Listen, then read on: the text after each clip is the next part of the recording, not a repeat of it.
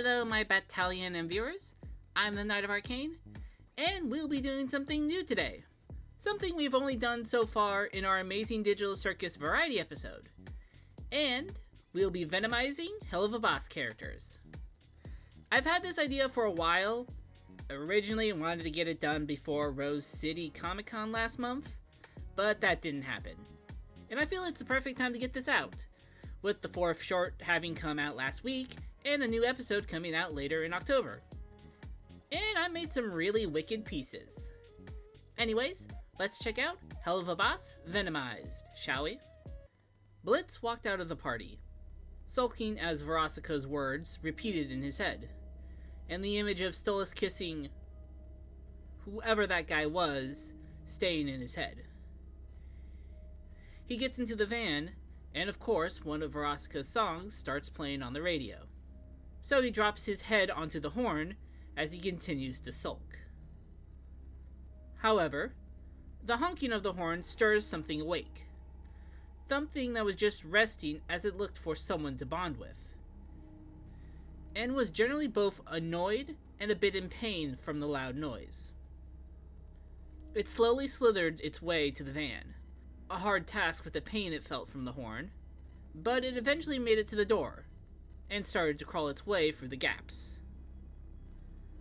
Looking at Blitz, they were a bit surprised with his appearance, not looking like anything they had so far gleaned from the humans it had shortly bonded with.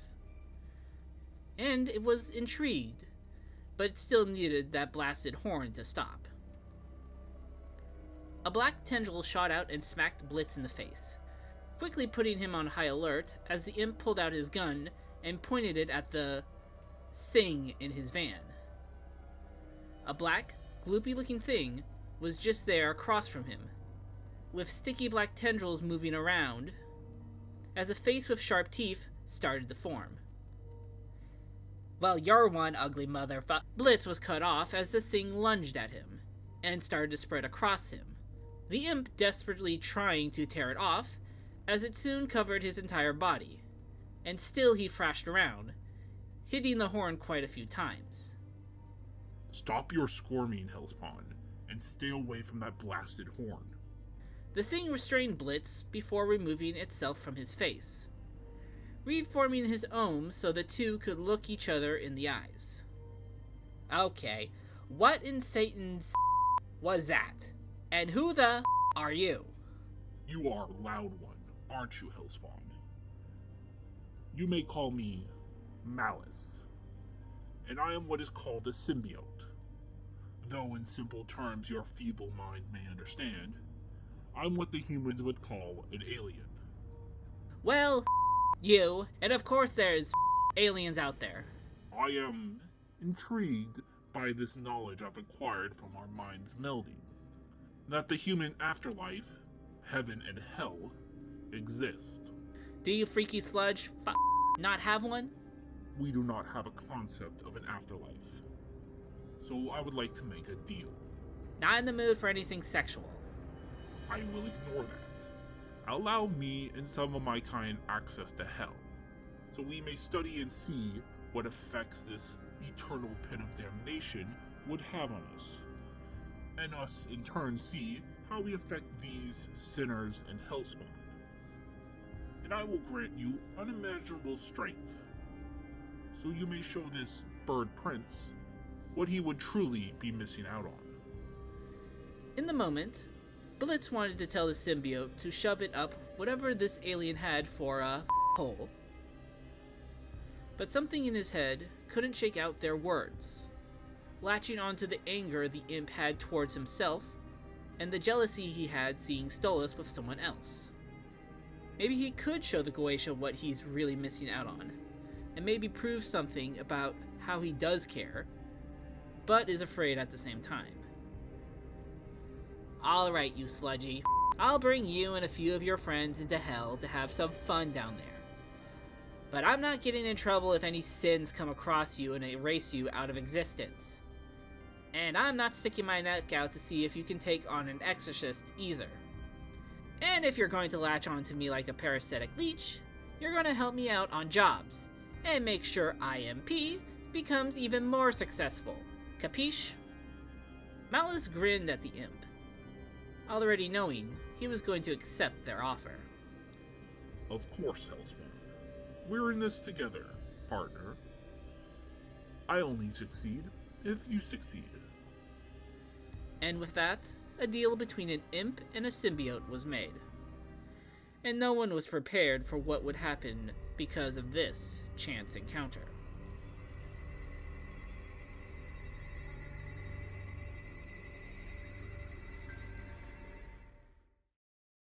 Loona knew something was off with her with Blitz. He'd had a different scent to him ever since Halloween, and she wasn't sure what it was. Blitz seemed to be even more moodier than usual at times, being a lot more irritable, especially with more annoying clients, and he seemed to get set off much quicker than usual when someone pissed him off. Sure, he was still his usual annoying self to Eminem and herself, but Loona knew something was wrong with him. For starters, Blitz's suit. Loona could tell it was different. It looked the same, and yet its scent never changed, and the Hellhound swore she saw it have a weird shine to it a few times. Not to mention, the scent stayed even when Blitz seemed to be wearing a different outfit. Along with that, he would just randomly go out on some nights, and she wouldn't see him until midday at the office. Somehow not looking worse for wear, not even a hint of being tired or possibly hungover. Usually, Loona wouldn't care, but she knew something happened between Blitz and Stolas. They no longer had the grimoire, but now had an Osmodian crystal, and Blitz wasn't talking about how that happened, and she was concerned about his aggression. Then, after a job took them to Antarctica of all places, while M&M was setting up a fire for them all, Loona noticed that Blitz's outfit seemed to be moving on its own, like it was shivering alongside its wearer.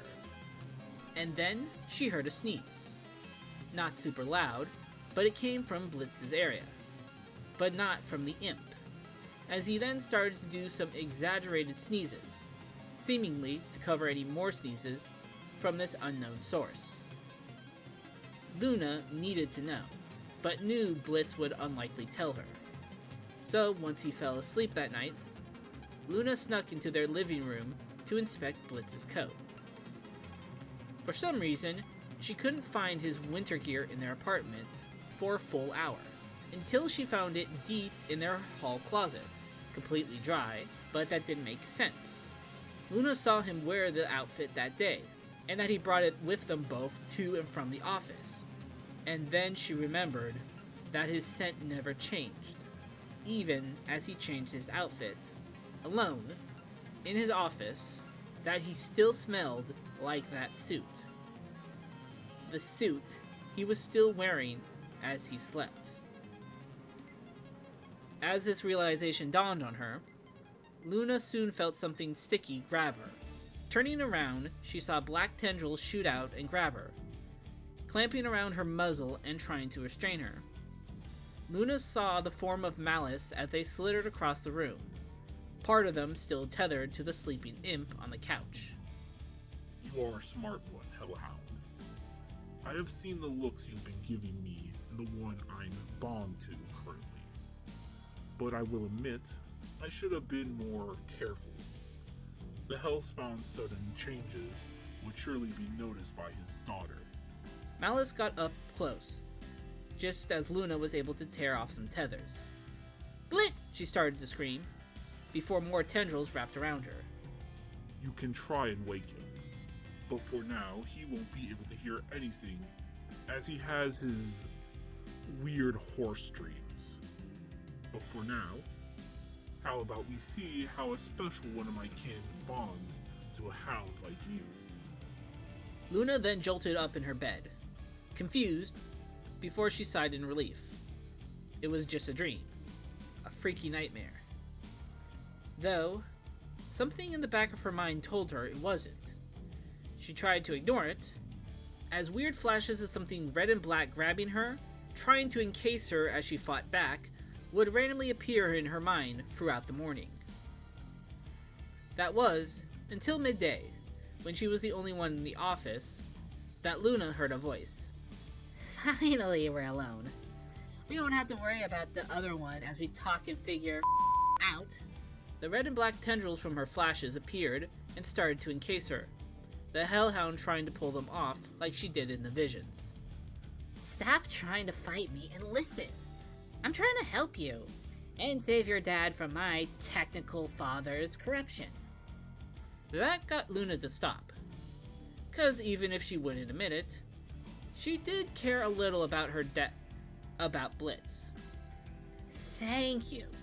You may call me Strain, a symbiote spawn made by the one known as Malice and your blood, to see what may happen if a spawn was made with the blood of a hell spawn. And your father is in danger of Malice's corruption, using him as he tries to spread my kind across these rings of hell. With our unique bond, I'm willing to help you out, save your dad, and stop Malice's plans. But we'll need to wait for now. When the time is right, we'll stop him. But you have to trust me.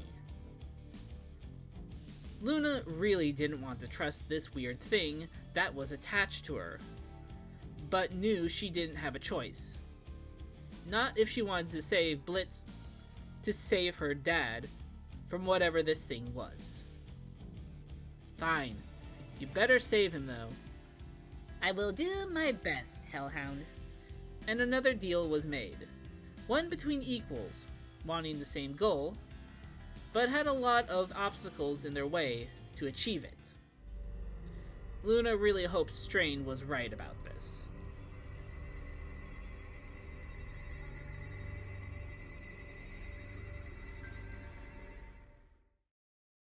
Blitz was not the only demon to bring a symbiote to hell that night.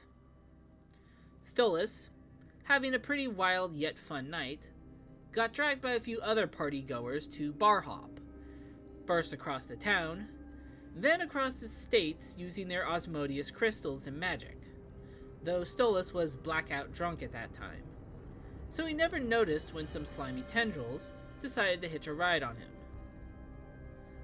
Malign was simply scouting when they crossed the demon's path, and while they couldn't tell what they were seeing, they could sense the power coming off the Goetia prince.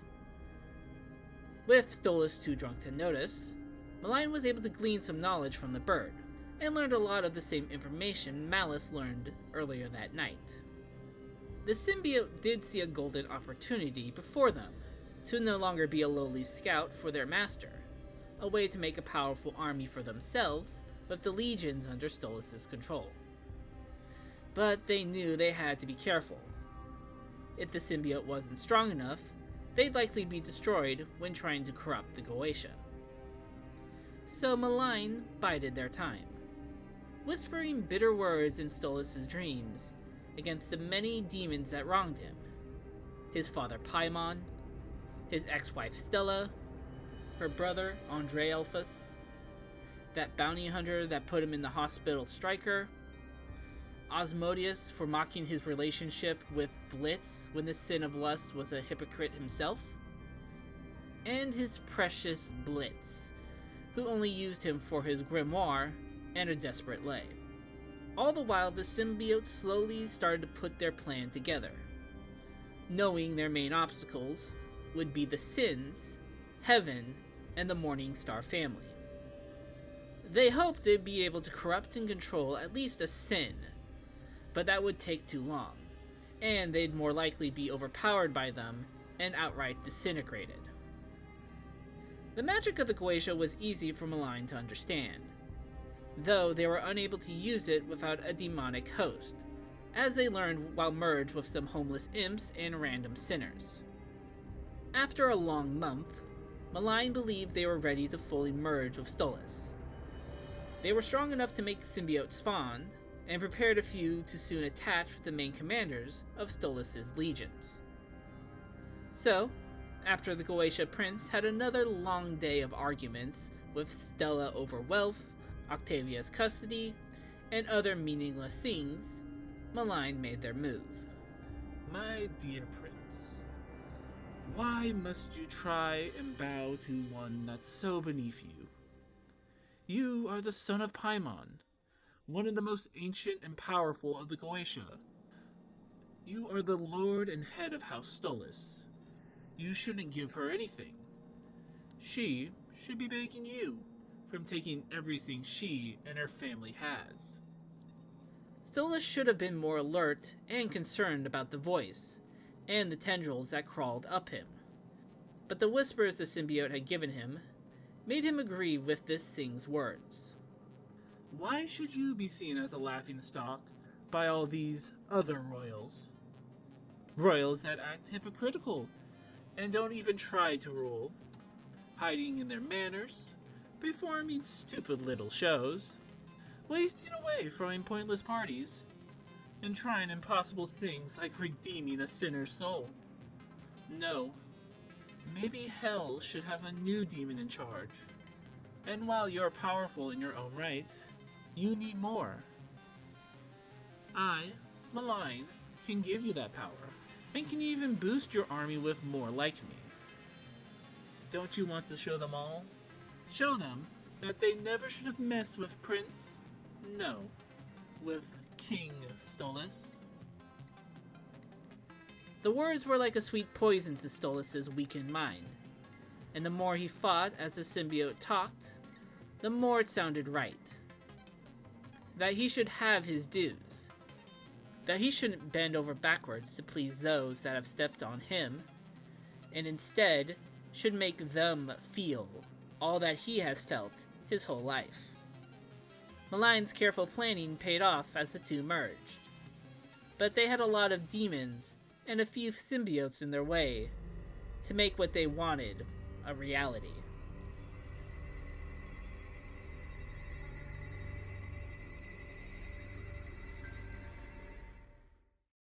Just a quick reminder, we have a Patreon set up. It's a great way to help support the channel. As a patron, you get access to monthly art rewards, early access to content, and monthly art rewards, starting with character headshots. So if you can, head over to our Patreon to become a patron today, starting at $3 a month. Every little bit helps. Anyways, now back to the video. Slowly, more and more symbiotes were being brought or made in Hell. Malign and Malice not aware of the other at the moment, with Malice letting a lot of his kind just run rampant, and watching the results from afar. During this, Blitz didn't care too much, his symbiote's corruption not making him realize how many they had brought in. But even then, there were some symbiotes, even Malice and Blitz didn't even notice, sneak their way into Hell, before one became a very annoying problem for them. On one mission, another symbiote from Malice's past found them.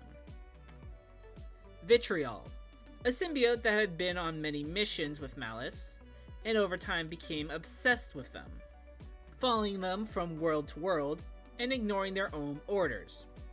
They had been looking for the symbiote for a long time, ever since they had ran off to Earth. And now, they had finally found them, and knew they'd be together forever now, as they followed them into Hell. But Vitriol got lost once in Hell, and wasn't sure where their love was.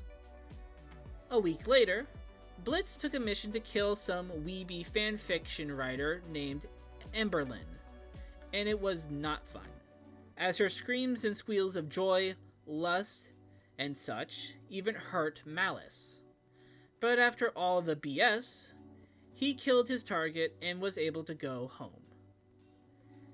After the cold steel of the demon's dagger took her life, Emberlynn awoke to find herself at the pearly gates, with someone claiming to be Saint Peter welcoming her to heaven.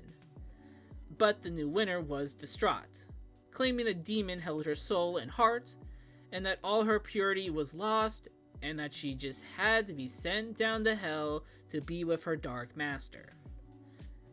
Saint Peter, quickly realizing she was one of those humans, even with how pure she was, pushed a button under his podium, and Emberlynn was sent to Hell. Once there, the new sinner quickly found an ad for IMP, and planned to go straight there to reunite with their love, when Vitriol attached themselves to her. The symbiote had recognized the imp on the ad from the day they last saw their love a long time ago, aka last week, and needed an easy ride to their building.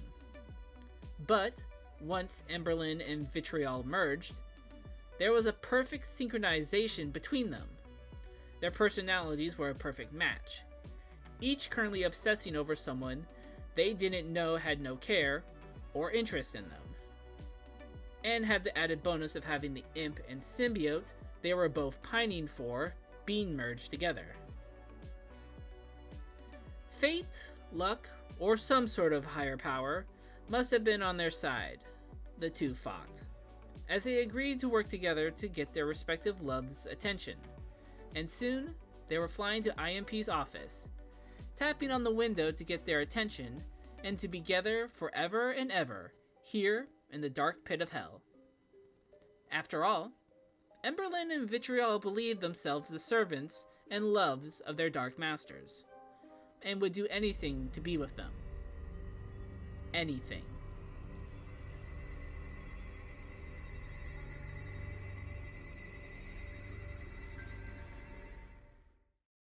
And that was Helluva Boss Venomized. I added Emberlynn as a joke, and she came out as one of the best pieces alongside Loona, with the joke about going to heaven first before being sent to hell being inspired by a funny Tumblr post I saw and liked. But what did you think of them? Let me know in the comments, along with other characters from Helluva Boss I should venomize, other series I should try venomizing, and other ideas I should do with Helluva Boss.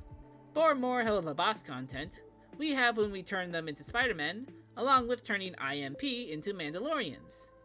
And for other interesting content, we have the Amazing Digital Circus variety episode with Venomized Pomni, and when we put Hazbin Hotel characters on the Suicide Squad. And for our last video, you all voted, and the results are, for the award for personal favorite, the winner is Roxanne Wolfrain. For the most Mortal Kombat-like design, the winner is also going to be Roxanne Wolfrain. And for the best fighter of the bunch, the award goes to Roxanne Wolfrain, giving this piece all free awards. And for this one, we're going to have two simple votes. Vote in the comments the best Venomized design, aka your personal favorite, and which piece had the best shading. Though the results for this video won't be in the next one, giving us more time to collect more data and votes. And if you liked what you saw, then leave a like and subscribe to join our growing little Arcane town, to be in the know for future videos, streams, and our plans for Spooky Month. Anyways, thank you for watching, and I'll see you all next time. Later!